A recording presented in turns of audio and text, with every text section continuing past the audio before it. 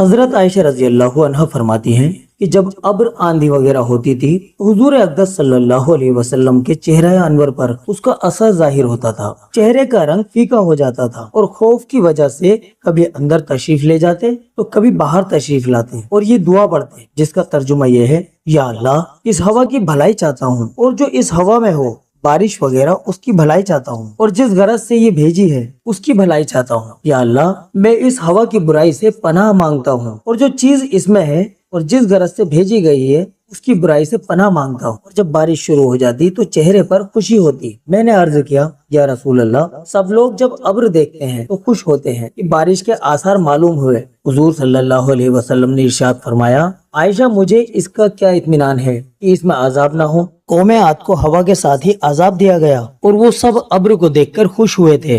اس ابر سے ہمارے لیے پانی برسایا جائے گا، حالانکہ اس میں عذاب تھا۔